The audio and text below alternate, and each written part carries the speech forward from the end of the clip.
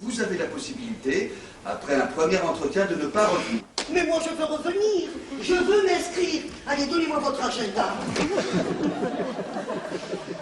Madeleine. J'ai tout de suite eu confiance. Mais Madeleine va faire bien plus que revenir chez son psy. Peu à peu, elle va envahir et l'appartement et la vie de son thérapeute, finalement aussi déboussolée qu'elle. Le mal de mer, c'est l'histoire de deux solitudes qui se rencontrent, celle d'une vieille dame que plus personne n'écoute et d'un psy un peu trop rationnel, empli de certitudes, qui vont rapidement s'effriter au contact de Madeleine. Ces deux personnages, on les retrouve effectivement dans la vie et je crois qu'à la fin de la pièce, on se rend compte qu'il faut finalement très peu de choses pour que les gens se parlent.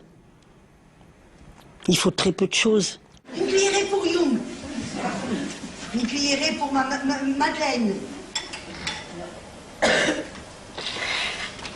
Mais doucement, doucement, pas si vite. Je vous ai préparé. Ces deux solitudes qui se rejoignent. Et moi, personnellement, enfin, même avec mon coéquipier, ce qu'on a beaucoup aimé dans la pièce, c'est qu'on rit beaucoup, mais il y a beaucoup aussi de moments de tendresse, de gentillesse. Il y a des approches qui sont complètement différentes. Humour, tendresse, gentillesse, la pièce est à l'image de Marthe Villalonga. Madeleine, finalement, lui ressemble un peu. Cette relation, en somme toute, très maternelle qu'elle a avec son psy. Marthe Villalonga, là aussi, avec son public. Et cette histoire d'amour-là est bien loin d'être finie. Je sais, le compteur tourne. Alors cette fois-ci, je plonge. Quand vous avez toute une salle comme ça qui est présente, que vous entendez rire aux éclats, bon ben ça fait du bien.